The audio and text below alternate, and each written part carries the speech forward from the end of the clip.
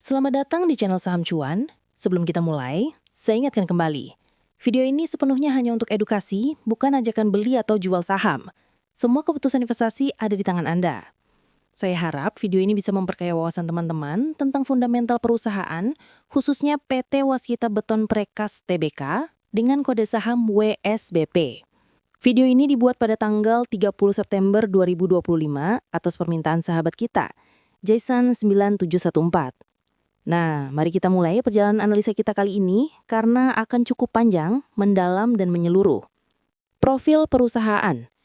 PT Waskita Beton Precast Tbk adalah anak usaha dari PT Waskita Karya Persero Tbk, salah satu BUMN konstruksi terbesar di Indonesia.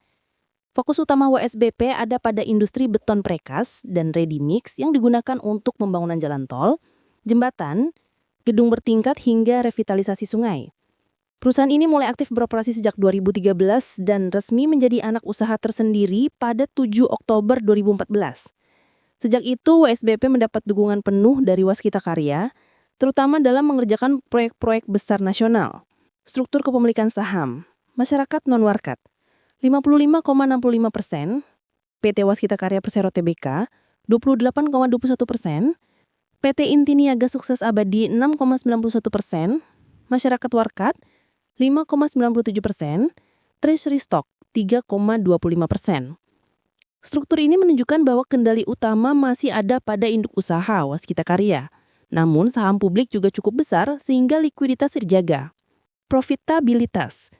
Gross profit margin 16,09%, masih ada margin positif. Operating profit margin minus 14,27%, operasi inti masih berugi. Net profit margin minus 44,23%, beban bunga dan biaya non-operasional cukup berat. Pertumbuhan. Revenue year on year minus 12,52%, penjualan menurun. Gross profit year on year minus 15,97%, profit kotor turun. Net income year on year plus 56,36%, perbaikan net income meskipun masih negatif. Artinya ada sedikit tanda perbaikan di level bottom line, meskipun pendapatan masih lesu. Dividen. WSBP terakhir kali membagikan dividen tahun 2019 sebesar Rp8,22 dengan ex-date 26 Mei 2020. Sejak saat itu tidak ada pembagian dividen karena kondisi keuangan yang belum memungkinkan. Valuasi. PE rasio TTM minus 1,71, negatif, perusahaan masih rugi.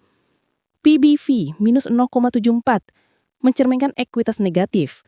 Price to sell 0,72 relatif murah terhadap penjualan, tapi harus hati-hati karena fundamentalnya bermasalah.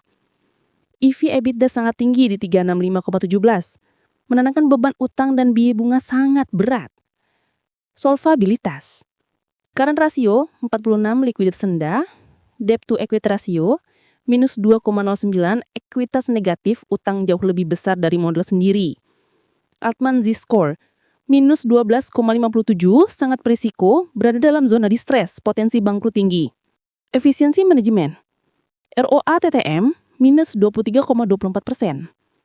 ROE TTM 43,59%, angka tinggi tapi disebabkan ekuitas negatif. Receivable turnover 0,76, piutang cukup lama tertagih. Cash conversion cycle minus 160 hari, menandakan perusahaan lebih lama menunda pembayaran dibanding perputaran piutang dan persediaan. Data penutupan hari ini.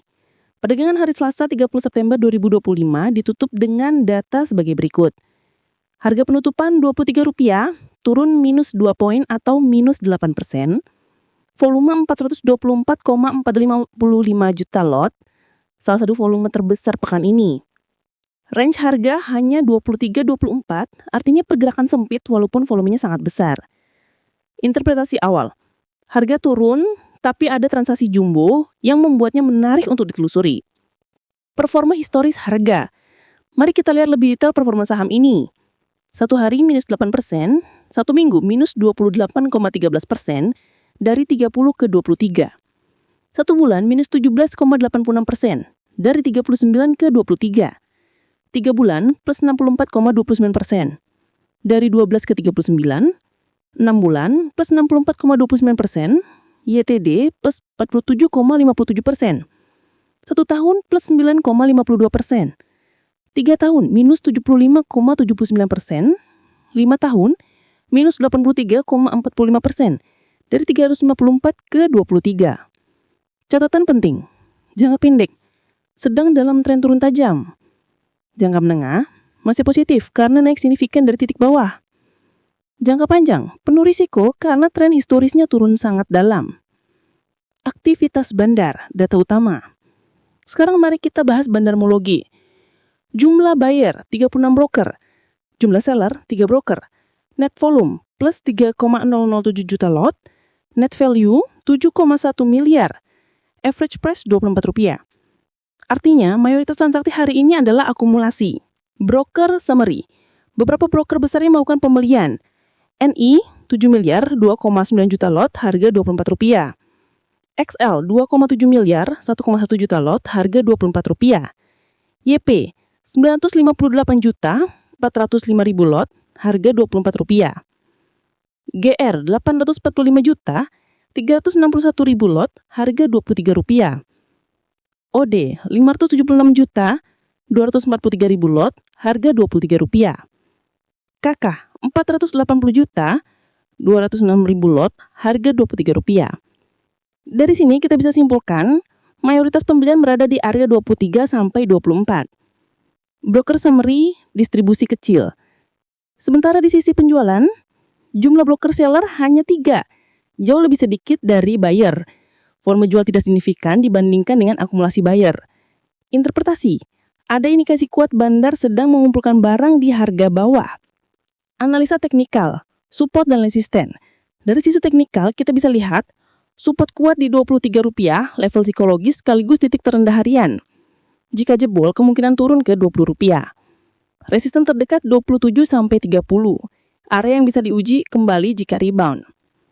Volume tinggi hari ini berpotensi membentuk base harga. Strategi bandar. Check out kah?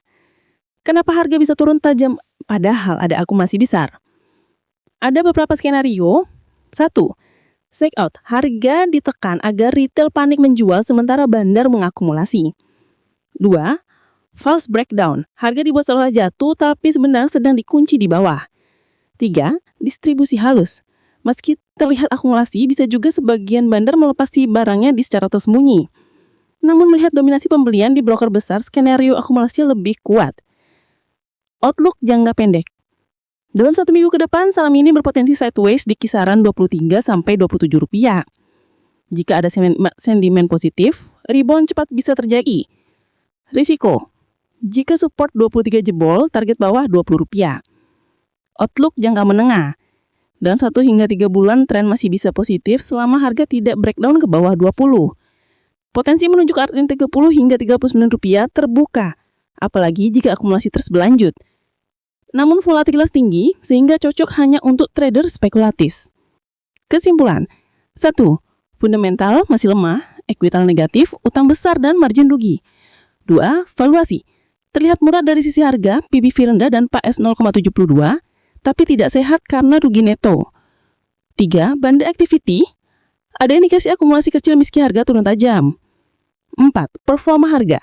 Dalam jangka pendek ada peluang spekulatif, tapi risiko jangka panjang sangat tinggi. Itulah analisa mendalam saham PT Waskita Beton Precast Tbk, WSBP. Perlu saya tekankan kembali, semua ini hanya untuk edukasi, bukan rekomendasi beli atau jual saham. Bagi teman-teman yang ingin masuk di saham ini, pahami bahwa risiko sangat tinggi karena masalah fundamental, utang besar, dan potensi restrukturisasi yang belum selesai. Namun bagi trader spekulatif, saham ini kadang memberi peluang jangka pendek karena harganya sudah sangat rendah.